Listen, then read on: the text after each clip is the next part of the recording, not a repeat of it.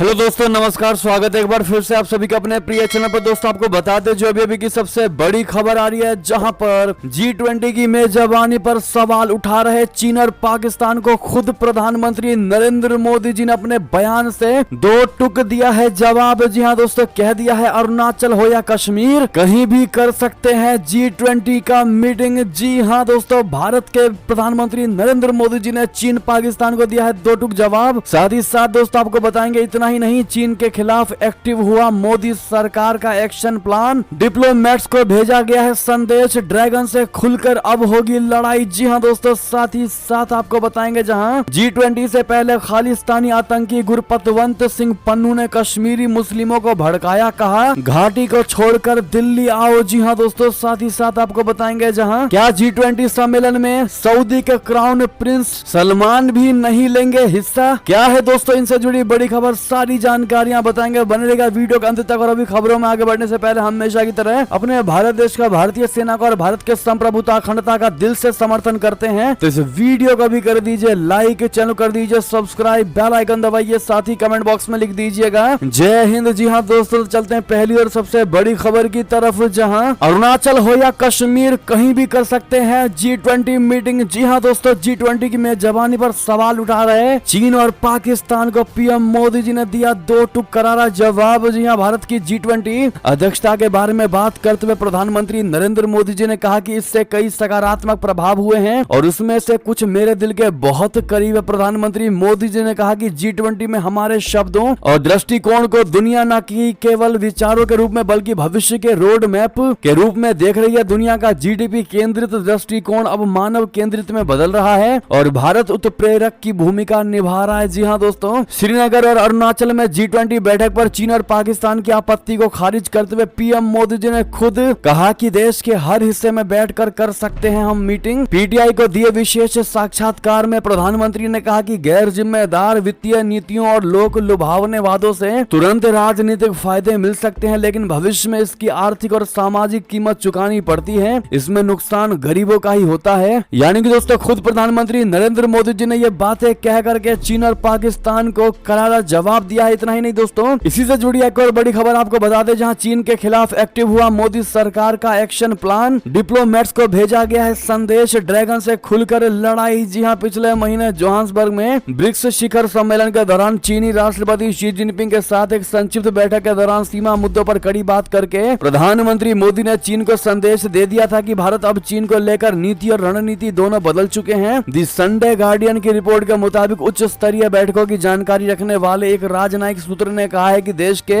शीर्ष नेतृत्व ने देश के डिप्लोमेट्स, विदेश विभाग के अधिकारी और सैन्य कमांडरों को स्पष्ट रूप से यह संदेश दे दिया है कि चीन को काउंटर करने का प्लान एक्टिवेट कर दिया जाए। जी हां दोस्तों, रिपोर्ट के मुताबिक इस प्लान के तहत भारत ने क्वाड देशों के साथ साथ आसियान और प्रशांत द्वीप देशों के साथ सहयोग को गहरा करने के लिए काम करना शुरू कर दिया है। जी हां, द संडे गार्डियन ने सूत्रों के हवाले से दावा किया है कि पीएम मोदी, मंत्री और शीर्ष राजनयिक और सुरक्षा अधिकारी बीजिंग के विस्तारवादी और आक्रामक एजेंडे का मुकाबला करने के नई दिल्ली के रणनीतिक लक्ष्य को हासिल करने के लिए इन वैश्विक मंचों और विभिन्न अंतर्राष्ट्रीय सम्मेलनों का उपयोग करेंगे। जी हाँ, एक अधिकारी ने अखबार को बताया कि ताइवान तक पहुंच बढ़ाना रणनीति में शामिल प्रमुख कदमों में से एक होगा। जी हाँ दोस्तों, सूत्रों ने बताया कि पीएम मोदी के क्षेत्रीय सहयोग को बढ़ावा देने और संबंधों को मजबूत करने के लिए कई आसियान नेताओं के साथ द्विपक्षीय बैठकें करने की उम्मीद है, जिसका उद्देश्य आक्रामक बीजिंग को नियंत्रित करना भी है। चलते हैं दोस्तों अगली खबर की तरफ, जहां G20 से पहले खालिस्तानी आतंकी गुरपतवंत सिंह पन्नू ने कश्मीरी मुस्लिमों को भड़काया, कहा घाटी छोड़कर दिल्ली आ जाओ। जी हां, भारत इस साल G20 की मेजबानी कर रहा है, आप सभी जानते ही हैं। दिल्ली में 9 और 10 सितंबर को G20 का कार्यक्रम भी होना है। इस समिट से पहले पाकिस्तानी खुफिया एजेंसी ISI के गुर्गे, जिसे कि खालिस्तानी गुरपतवंत सिंह पन्नू के नाम से भी जाना जाता है, इस पन्नू ने ISI के K2 यानी कश्मीर खालिस्तान एजेंडा को खुद ही एक्सपोज कर दिया है। खालिस्तानी आतंकी संगठन सिख फॉर जस्टिस के चीफ आतंकी गुरपतवंत सिंह पन्नू ने G20 को लेकर एक वीडियो मैसेज जारी किया है। इस ऑडियो मैसेज में पन्नू कश्मीरी मुसलमानों को भड़काते हुए कश्मीर घाटी छोड़कर दिल्ली आने और G20 समिट के दौरान दिल्ली को ब्लॉक करने के लिए उकसा रहा है। इसी के साथ पन्नू जुमे की नमाज के बाद प्रगति मैदान मार्च करने के लिए भी भड़का रहा है। साथ ही पन्नू ने IGI एयरपोर्ट पर खालिस्तान का झंडा लगाने की और लहराने की भी धमकी दी है। इस ऑडियो मैसेज को खुफिया एजेंसियों ने गंभीरता से से लिया है, क्योंकि 26 अगस्त को पन्नू के इशारे पर दिल्ली के 5 मेट्रो स्टेशन पर खालिस्तान के समर्थन में और एंटी इंडिया स्लोगन भी लिखे गए थे। जी हाँ दोस्तों, क्योंकि आपको बताते चले दिल्ली पुलिस ने G20 को लेकर कमर कस ली है। राजधानी में सुरक्षा ऐसी है कि परिंदा भी पर नहीं मार सकता। इन सब के बीच दिल्ली पुलिस स्पेशल सेल ने इस मामले में पंजाब से 2 आरोपियों को कुछ दिन पहले गिरफ्तार भी किया था। अब ऐसे में पन्नू ये सोच रहा है कि G20 मीटिंग को कैसे बिगाड़ा जाए और कैसे भारत के इस G20 मीटिंग को संपन्न ना होने दिया जाए। बहरहाल दोस्तों, अगर आप भी मानते हैं कि इनके मंसूबे कभी भी पूरे नहीं होंगे और भारत G20 मीटिंग को सक्सेसफुली पूरा करके दिखा देगा, तो दोस्तों कमेंट में मोदी है तो हर चीज मुमकिन है कहना मत भूलिएगा। चलते अगली खबर की तरफ, जहां क्या G20 सम्मेलन में हिस्सा नहीं लेंगे सऊदी क्राउन प्रिंस। आखिर किन देशों के प्रतिनिधि भारत आएंगे और कौन नहीं आएंगे, आपको बता दें भारत में पहली बार आयोजित होने वाले इस G20 कार्यक्रम को लेकर काफी चर्चा मची हुई है। अब तक 17 शिखर सम्मेलन आयोजित किए जा चुके हैं। इस बार 18वां शिखर सम्मेलन होने जा रहा है। सम्मेलन में भाग लेने के लिए भारत ने सभी सदस्य देशों को आमंत्रित किया है। इस शिखर सम्मेलन में शामिल होने को लेकर दुनिया के कई शीर्ष नेताओं ने अपनी सहमति जता दी है और वे जल्द ही दिल्ली पहुंचने वाले हैं। हालांकि कुछ ऐसे भी देश हैं जिनके शीर्ष नेता किन्हीं परिस्थितियों के मद्देनजर भारत में हो रहे इस प्रतिष्ठित सम्मेलन में शामिल होने से इनकार कर चुके हैं। अभी तक की जानकारी के मुताबिक रूसी राष्ट्रपति व्लादिमीर पुतिन और चीनी राष्ट्रपति शी जिनपिंग ने भारत आने में असमर्थता जताई है। कुछ रिपोर्ट्स के मुताबिक मेक्सिको के राष्ट्रपति एंड्रेस मैनुअल लोपेज ओब्रेडोर ने भी भारत आने से इनकार कर दिया है। वे पिछले 3 साल से G20 सम्मेलन में हिस्सा नहीं ले रहे हैं। अगर वे इस बार भी शामिल नहीं होते हैं तो ये लगातार चौथी बार होगा जब वे इस ताकतवर संगठन के कार्यक्रम का हिस्सा नहीं होंगे। नवीनतम जानकारी के मुताबिक सऊदी क्राउन प्रिंस मोहम्मद बिन सलमान के भी G20 सम्मेलन में शामिल न होने की आशंका है। न्यूज एजेंसी ANI ने पाकिस्तानी मीडिया द नेशन के हवाले से बताया है कि क्राउन प्रिंस ने G20 के लिए भारत दौरा कैंसिल कर दिया है। रिपोर्ट में यह भी कहा गया था कि समिट के बाद वो 11 सितंबर को एक दिन के लिए भारत की स्टेट विजिट पर रहेंगे। हालांकि इसकी आधिकारिक पुष्टि नहीं हुई है। G20 शिखर सम्मेलन में सऊदी अरब का हिस्सा न लेना कोई चौंकाने वाली बात नहीं है। अब तक हुए 17 G20 सम्मेलनों में से 8 बार सऊदी अरब के शीर्ष नेता ने हिस्सा नहीं लिया है। साल 2017 में तो सऊदी अरब ने बिना मंत्रालय वाले मंत्री को सम्मेलन में भाग लेने के लिए भेज दिया था। जी हाँ दोस्तों, आपको बता दें कि सऊदी अरब, दक्षिण Africa, Turkey, Mexico, Japan, Italy, Germany, Indonesia, Brazil और अर्जेंटीना ने अभी तक G20 शिखर सम्मेलन में अपनी भागीदारी की पुष्टि नहीं की है। जी हाँ, अब ऐसे में आपके मन में ये विचार होगा कि आखिर कौन कौन से वो देश हैं जो भारत में होने वाले G20 में शामिल होंगे। तो आपको बता दें अमेरिकी राष्ट्रपति बाइडेन, यूनाइटेड किंगडम के प्रधानमंत्री ऋषि सुनक, कनाडाई प्रधानमंत्री जस्टिन ट्रूडो, फ्रांस के राष्ट्रपति इमैनुअल मैक्रोन, दक्षिण कोरिया के राष्ट्रपति यू सुक येओल और ऑस्ट्रेलियाई प्रधानमंत्री एंथनी अल्बनीज, बांग्लादेश की प्रधानमंत्री शेख हसीना, रशिया के राष्ट्रपति व्लादिमीर पुतिन तो खैर नहीं आएंगे, लेकिन उनके जगह विदेश मंत्री सर्गेई लावरोव करेंगे। साथ ही साथ चीन की बात करें तो चीन के प्रधानमंत्री G20 समिट में शिरकत करेंगे। बहरहाल दोस्तों, अब आपकी इस पर जो भी राय होने वाली हो कमेंट में लिखकर अवश्य बताइएगा। लेकिन क्या लगता है आपको, सऊदी के क्राउन प्रिंस सलमान इसमें भाग लेंगे या नहीं, बताइएगा जरूर। अगली खबर की बात करें, जहां गिलगित बाल्टिस्तान में सांप्रदायिक तनाव, मोबाइल इंटरनेट हुआ बंद, मंत्री का बड़ा दावा स्थिति है शांतिपूर्ण। बता दे गिलगित बाल्टिस्तान में सांप्रदायिक तनाव के बाद अब हालात संवेदनशील बने हुए हैं, सेंसिटिव बना हुआ है। इस बीच पाकिस्तान के अंतरिम सूचना मंत्री मुर्तजा सोलांगी ने रविवार को दावा किया कि स्थिति पूरी तरह से शांतिपूर्ण है। बयान ऐसे वक्त आया जब तनाव की वजह से इलाके में अगले आदेश तक मोबाइल इंटरनेट सेवाओं को बंद करना पड़ा है। सोलांगी ने कहा कि गिलगित बाल्टिस्तान में स्थिति पूरी तरह से शांतिपूर्ण है। पाकिस्तानी सेना की तैनाती को लेकर मीडिया में प्रसारित हो रही खबरें निराधार हैं। उन्होंने दावा किया है कि क्षेत्र में सभी सड़कें, व्यावसायिक केंद्र, व्यापारिक गतिविधियां और शिक्षण संस्थान पहले की ही तरह खुले हुए हैं। इस क्षेत्र में सुन्नी और शिया मुस्लिमों के बीच दुश्मनी का पुराना इतिहास रहा है। साथ ही साथ दोस्तों, मंत्री ने यह भी बताया कि चहलुम या अरबईन की पूर्व संध्या पर कानून और व्यवस्था बनाए रखने के लिए पाकिस्तानी सेना और असैन्य सशस्त्र बलों की सेवाएं मांगी गई। आपको बता दें कि पिछले कुछ दिनों से लगातार पीओके में दोस्तों भारत समर्थित नारे लग रहे थे और भारत को मिलाने की बात की जा रही थी। पीओके के लोग पूरे तरीके से गुस्से में आ चुके थे पाकिस्तान सरकार के खिलाफ और वो कह रहे थे कि हमें भारत के साथ आर पार जोड़ दो और हमारी बात नहीं मानी तो गृह युद्ध से कम चीज नहीं होने वाली है पाकिस्तान में। बहरहाल दोस्तों, आपकी अब जो भी राय हो कमेंट में लिखकर अवश्य बताइएगा। कहीं ना कहीं सेना ने जबरदस्ती पीओके की जनता को शांत तो करवा दिया है दोस्तों, लेकिन जो चिंगारी से आग बनी है वो आग अब बुझने वाली दिखाई नहीं दे रही। अगर आप भी मानते हैं कि पीओके भारत का होकर ही रहेगा, यानी भारत में विलय जरूर होगा। तो अपनी राय अवश्य दीजिएगा। अगली खबर की बात करें, जहां नक्शे पर चौतरफा विरोध से बौखलाया ड्रैगन भारत से फिर कह दी ये बात। बता दे, जब से चीन ने नया नक्शा जारी किया है तब से दुनिया के कई देश बौखलाए हुए हैं। इनमें से एक देश भारत भी है। चीन ने अपनी पुरानी फितरत दिखाते हुए अरुणाचल प्रदेश और अक्साई चीन को अपने नक्शे में दिखाया है। इस पर भारत ने आपत्ति भी जाहिर की थी, लेकिन अब एक मीडिया रिपोर्ट के मुताबिक चीन ने भारत से नए चीनी नक्शे पर शांत रहने को कहा है। अरुणाचल प्रदेश और विवादित अक्साई चीन क्षेत्र को चीन के क्षेत्र के रूप में दिखाने वाला नक्शा जारी करने के बाद भारत ने चीन के खिलाफ विरोध जताया था। रिपोर्ट में कहा गया है कि बीजिंग ने जवाब देते हुए कहा कि उसके पड़ोसियों को इस मुद्दे को की जरूरत से ज्यादा व्याख्या करने से बचना चाहिए। रिपोर्ट्स के मुताबिक चीन का स्टैंडर्ड नेशनल मैप का विवाद प्रधानमंत्री मोदी और शी जिनपिंग के दक्षिण अफ्रीका में ब्रिक्स शिखर सम्मेलन के इतर बात करने के कुछ ही दिनों बाद आया है। विदेश मंत्री जयशंकर जी ने चीन के दावे को बेतुका बताया था, लेकिन दोस्तों चीन ने जो अब भारत को जवाब दिया है वो ये कहा है कि नक्शे पर तुम बात मत करो, नक्शे पर भारत चुप रहे तो ज्यादा बेहतर होगा। ऐसा दोस्तों बयान दिया गया है चीन की तरफ से। लेकिन एक तरह से तुम भारत के हिस्सों को अपना बता रहे हो और दूसरी तरफ तुम भारत से ये एक्सपेक्ट कर रहे हो कि भारत इस मुद्दे पर चुप बैठे।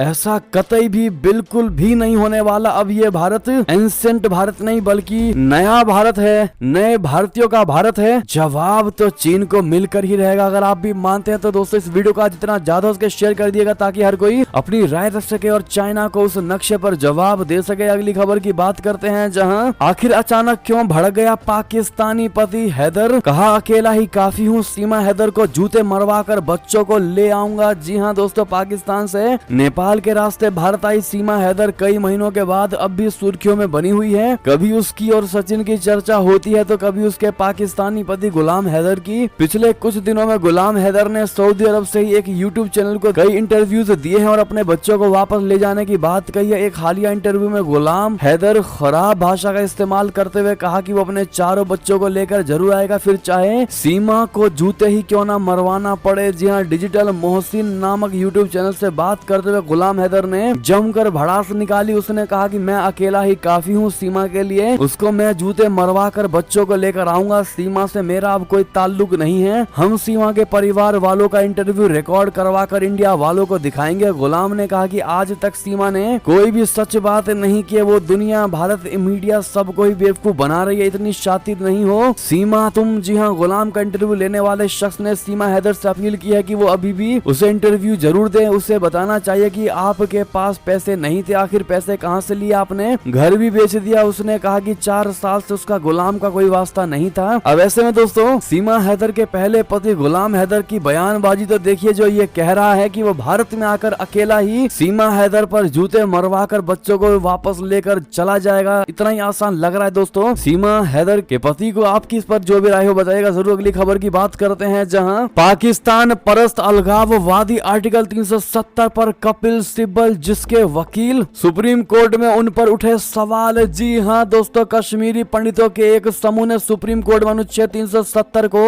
चुनौती देने वाले याचिकाकर्ताओं में से एक जम्मू कश्मीर नेशनल कॉन्फ्रेंस के नेता मोहम्मद अकबर लोन की साख पर सवाल उठाया है। समूह ने दावा किया है कि वो अलगाववादी ताकतों के समर्थक हैं। कश्मीरी पंडित युवाओं का समूह होने का दावा करने वाले रूट्स इन कश्मीर ने शीर्ष अदालत में एक हस्तक्षेप अर्जी दायर कर मामले में कुछ अतिरिक्त दस्तावेजों और तथ्यों को रिकॉर्ड पर लाने की गुजारिश की है। अर्जी में आरोप लगाया कि जम्मू कश्मीर नेशनल कॉन्फ्रेंस के नेता मोहम्मद अकबर लोन को जम्मू कश्मीर में सक्रिय अलगाववादी ताकतों के समर्थक के रूप में जाना जाता है जो पाकिस्तान का समर्थन करते हैं। हस्तक्षेप अर्जी में अपने दावे के समर्थन में मीडिया की कई खबरों का हवाला देते हुए आरोप लगाया गया कि याचिकाकर्ता नंबर 1 यानी मोहम्मद अकबर लोन 2002 से 2018 तक विधानसभा के सदस्य थे और उन्होंने जम्मू कश्मीर विधानसभा में पाकिस्तान जिंदाबाद जैसे नारे लगाए थे। जी हाँ, यानी कि दोस्तों आर्टिकल 370 अब कश्मीरी पंडितों के ग्रुप ने डाली दखल। जी हाँ, समूह ने नेशनल कॉन्फ्रेंस नेता अकबर लोन की साख पर यह सवाल उठाया है कि लोन भी है याचिकाकर्ता।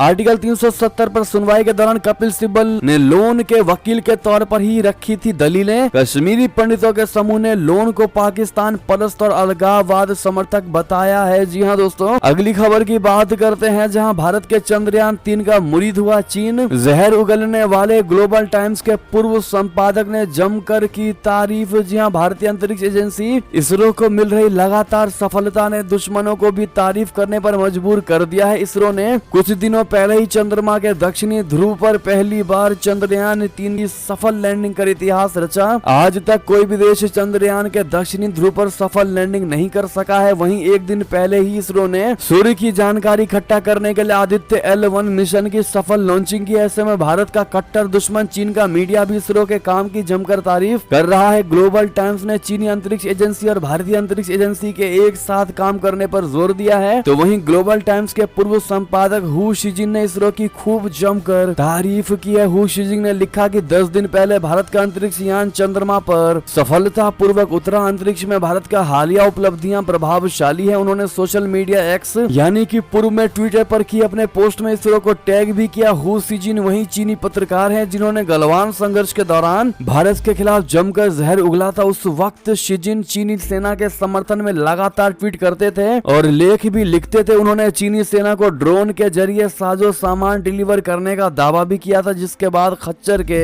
जरिए चीनी सैनिकों का सामान ढोते हुए देखा गया था। जी हाँ दोस्तों, अगली खबर की बात करते हैं जहां कौन बनेगा अमेरिका का नया राष्ट्रपति। ट्रंप और बाइडेन में किससे मिलेंगे कितने वोट। ताजा सर्वे में सबसे बड़ा खुलासा बता दें, अमेरिका में राष्ट्रपति चुनाव को लेकर माहौल बनने लगा है। डेमोक्रेटिक और रिपब्लिकन पार्टी के संभावित उम्मीदवारों ने भी एडी चोटी का जोर लगा दिया है। संभावना है कि मुख्य मुकाबला वर्तमान राष्ट्रपति जो बाइडेन और पूर्व राष्ट्रपति डोनाल्ड ट्रंप के बीच हो सकता है। इस बीच अमेरिकी मीडिया ने 2024 के राष्ट्रपति चुनाव को लेकर ताजा सर्वे में दोनों प्रमुख उम्मीदवारों को मिलने वाले वोट पर बड़ा खुलासा किया है। इस सर्वे में बताया गया है कि अगर अमेरिका में आज राष्ट्रपति चुनाव होते हैं तो दोनों प्रमुख उम्मीदवारों के बीच कड़ी टक्कर की संभावना है। ऐसे में जीत और हार का अंतर काफी कम हो सकता है। शनिवार को प्रकाशित सर्वेक्षण के अनुसार लगभग 46% मतदाता राष्ट्रपति जो बाइडेन के लिए मतदान करेंगे। लगभग इतने ही मतदाता डोनाल्ड ट्रंप का भी समर्थन करेंगे। वहीं लगभग 8% मतदाताओं ने कहा कि उन्होंने अभी तक कोई फैसला नहीं किया है। माना यह जा रहा है कि यही 8% मतदाता जीत और हाल का फैसला कर सकते हैं। सर्वे में यह भी बताया गया कि अगर तीसरी पार्टी के उम्मीदवारों को पसंद में जोड़ दें तो ट्रंप को बढ़त मिल जाएगी। वो बाइडेन को 1% के अंतर से पीछे छोड़ देंगे। ट्रंप को 40% और बाइडेन को 39% वोट मिल सकते हैं। लेकिन दोस्तों, आपसे अगर पूछा जाए क्या लगता है आपको, क्या जो बाइडेन और डोनाल्ड ट्रंप में कौन होगा अगला राष्ट्रपति? कमेंट में लिखकर अपनी राय अवश्य दीजिएगा। चलता अगली खबर की तरफ जहां बांग्लादेश में पैर जमा रहे चीन को लगा सबसे बड़ा झटका। काम कर गया अपना भारत जापान का ये प्लान। जी हाँ दोस्तों, बता दें भारत की हर गतिविधि पर नजर रखने वाला चीन सीमा से लगे देशों में दखल बढ़ाते ही जा रहा है। नेपाल, बांग्लादेश, पाकिस्तान में चीन लंबे समय से अपने हितों को तलाशता रहा है। ऐसा नहीं है कि भारत चीन के इस मंसूबे से अनजान है। पड़ोसी देशों से भारत के संबंध भी उतने ही अच्छे हैं जितने कि चीन के। वर्तमान में इसका जीता जागता उदाहरण बांग्लादेश में देखने को मिल रहा है। बांग्लादेश का मातरबारी बंदरगाह चीन के लिए चिंता का विषय बना हुआ है। वहीं भारत जापान इसके जरिए बांग्लादेश में चीन की बढ़ती दखल को संतुलित कर सकते हैं। बांग्लादेश में मातरबारी बंदरगाह का निर्माण तेजी से चल रहा है। यह इस क्षेत्र के लिए एक गेम चेंजर होगा क्योंकि यह भारत के पूर्वोत्तर विशेष रूप से त्रिपुरा के साथ साथ नेपाल और भूटान के साथ कनेक्टिविटी खोलेगा। जापान के लिए भारत का पूर्वोत्तर क्षेत्र पिछले कुछ समय से फोकस में रहा है। जापान ने इस क्षेत्र में एक एकीकृत और एक उन्नत आपूर्ति श्रृंखला बनाने में तत्परता दिखाई है क्योंकि वो अपनी उपस्थिति बढ़ाने और निवेश बढ़ाने की योजना बना रहा है। जी हाँ दोस्तों, अगली खबर की बात करते हैं जहां पाकिस्तान बन गया आतंकिस्तान। अगस्त में आतंकी हमलों में जबरदस्त उछाल, टूटा 9 साल का रिकॉर्ड। जी हाँ दोस्तों, पाकिस्तान में पिछले 1 महीने में आतंकी घटनाओं ने बीते 9 साल के रिकॉर्ड को ही तोड़ डाला है। Pakistan institute for conflict and security studies यानी PICSS की रिपोर्ट में बताया गया है कि पाकिस्तान में अगस्त के महीने में आतंकवादी हमलों में 83% की तेज वृद्धि देखी गई है। सिर्फ अगस्त में पाकिस्तान में 99 आतंकवादी घटनाएं दर्ज की गई है। 2014 के बाद से ये किसी एक महीने में दर्ज की गई सबसे बड़ी घटना है, संख्या है। ये सिर्फ वो आंकड़े हैं जिसने पाकिस्तान में बाकायदा सरकारी रजिस्टरों में रिपोर्ट किया गया है। इसके अलावा कई इलाके ऐसे भी हैं जहां की घटनाएं सरकार की आंखों के सामने ही आ नहीं पाती। जी हाँ दोस्तों, आंकड़ों के अनुसार पाकिस्तान में आतंकवादी घटनाओं में जुलाई की तुलना में अगस्त में 83% की तीव्र वृद्धि हुई है। जुलाई में पाकिस्तान में 54 आतंकवादी घटनाएं दर्ज की गई थी। दोस्तों, अगली खबर की बात करते हैं जहां भारत से तेजस और LUH हेलीकॉप्टर खरीदने के बदले क्या देगा अर्जेंटीना। इस क्षेत्र में चाहता है बहुत बड़ी डील। बता दे भारत और अर्जेंटीना तेजस लड़ाकू विमान की डील पर तेजी से काम कर रहे हैं। भारत ने अर्जेंटीना के कहने पर तेजस में लगे ब्रिटिश पुर्जों को बदलने का काम भी शुरू कर दिया है। इस बीच अर्जेंटीना की नजर भारत के लाइट यूटिलिटी हेलीकॉप्टर हेलीकॉप्टर और आकाश मिसाइल सिस्टम पर भी टिकी हुई है। हालांकि इस क्षेत्र में अभी काफी काम किया जाना बाकी है। इन सब के बीच अर्जेंटीना के राष्ट्रपति अल्बर्टो फर्नांडीज 18वें शिखर सम्मेलन में भाग लेने के लिए भारत आने वाले हैं। भारत ने अर्जेंटीना को विशेष तौर पर सऊदी शिखर सम्मेलन में शामिल होने के लिए आमंत्रित भेजा है। उनकी भारतीय यात्रा के ठीक एक दिन पहले दोनों देशों के बीच रणनीतिक क्षेत्रों विशेष रूप से रक्षा, खनन और लिथियम में चल रहे सहयोग पर बातचीत तेज कर दी है। जी हाँ दोस्तों, अर्जेंटीना दुनिया का चौथा सबसे बड़ा लिथियम उत्पादक देश है। वो समय के साथ अपने लिथियम उत्पादन को तेजी से बढ़ा रहा है। भारत अपने ऑटोमोबाइल क्षेत्र में इलेक्ट्रिक वाहनों पर जोर देने की कोशिश कर रहा है। इसके लिए सबसे ज्यादा जरूरी लिथियम है, जो बैटरी बनाने के काम में आएगा। एक और खबर की बात करते हैं, जहां पर चांद पर काम खत्म कर सोया चंद्रयान, तो सूर्ययान गदर मचाने को तैयार। बता दें, भारतीय अंतरिक्ष अनुसंधान संगठन यानी इसरो की ओर से भेजा गया चंद्रयान 3 का रोवर प्रज्ञान चांद की सतह पर अपना काम पूरा कर अब चैन की नींद सो गया है। मतलब रोवर प्रज्ञान को स्लीप मोड में डाल दिया गया है। जिस समय प्रज्ञान चंद्रमा पर उतरा था उस समय वहां दिन था, अब वहां रात शुरू होने वाली है। दूसरी ओर अब बारी सूर्ययान के गदर उड़ाने की है। देश के पहले सूर्य मिशन आदित्य L1 ने रविवार को पृथ्वी की कक्षा से संबंधित पहली प्रतिक्रिया को सफलता पूर्वक पार कर गया है। अब 5 सितंबर को देर रात सूर्ययान की एक बार फिर से कक्षा बदली जाएगी। जी हाँ दोस्तों, एक और खबर की बात करते हैं, जहां हिंदू धर्म का नाश है इंडिया का एजेंडा। सनातन पर उदयनिधि स्टालिन के बिगड़े बोल से सियासी उबाल, बीजेपी ने जमकर घेरा। बता दें, सनातन धर्म का नाश की बात कहने वाले डीएमके नेता उदयनिधि स्टालिन के बयान ने देश में सियासी तूफान ला दिया है। तमिलनाडु के सीएम एमके स्टालिन के बेटे और डीएमके नेता उदयनिधि ने सनातन धर्म की तुलना कोरोना, डेंगू और मलेरिया जैसी बीमारियों से की है। उन्होंने जोर देकर कहा है कि ऐसी बीमारियों का नाश कर देना चाहिए। स्टालिन के बयान को बीजेपी ने विपक्षी गठबंधन इंडिया का एजेंडा करार दिया है। बीजेपी नेताओं ने इसे नरसंहार का आह्वान करार दिया। बीजेपी नेता सुधांशु त्रिवेदी का आरोप है कि ये लोग हिंदू धर्म का समूल नाश करना चाहते हैं। ये भारत के समूल नाश का आधार है। बीजेपी अध्यक्ष जेपी नड्डा ने हमला बोला कि क्या ऐसी बातें कहकर विपक्ष चुनाव में उतरना चाहता है। तो उधर असम के सीएम हिमंता बिश्व शर्मा ने कहा कि अगर ऐसे बयान के बाद भी कांग्रेस पार्टी के नेता राहुल गांधी उनका साथ नहीं छोड़ते तो यही समझा जाएगा कि ये लोगों की मिलीजुली सोच है। अगली खबर की बात करें, जहां पर 6 साल में चौथी बार होने जा रहा चुनाव, 2 बार भाजपा की जीत। घोसी उपचुनाव से पूरे देश की नजर। जी हां दोस्तों, घोसी विधानसभा सीट के उपचुनाव पर पूरे देश की नजर टिकी हुई है। इस सीट पर 6 वर्ष में चौथी बार चुनाव होने जा रहा है। घोसी उपचुनाव ऐसा चुनाव साबित होने वाला है जो आने वाले 2024 लोकसभा चुनाव से पहले कई सवालों के जवाब देकर जाएगा। यहाँ सीधा मुकाबला भाजपा और समाजवादी पार्टी के बीच है, साथ ही इंडिया गठबंधन और एनडीए गठबंधन के बीच भी है। इस चुनाव को लेकर दोनों गठबंधन कितने गंभीर है, इसका अंदाजा इससे भी लगाया जा सकता है कि न केवल दोनों दल के प्रमुख प्रचार में जुटे हैं, बल्कि इनके साथ गठबंधन में शामिल दल भी पुरजोर ताकत झोंक रही है। जी हाँ, साथ ही साथ दोस्तों ये थी अब तक की सारी बड़ी खबरें। आपको हमारी खबर कैसी लगी? आशा करता हूँ बहुत अच्छी लगी होगी। अगर थोड़ी भी अच्छी लगी तो इस वीडियो को अभी अपने भाई बंधुओं में व्हाट्सएप, फेसबुक, ट्विटर के जरिए पूरे भारत में शेयर करना बिल्कुल भी मत भूलिएगा। और अभी कर दीजिए इस वीडियो को लाइक, चैनल को कर दीजिए सब्सक्राइब, बेल आइकन दबाइए, साथ ही कमेंट बॉक्स में लिख दीजिएगा जय हिंद, जय भारत। और यहाँ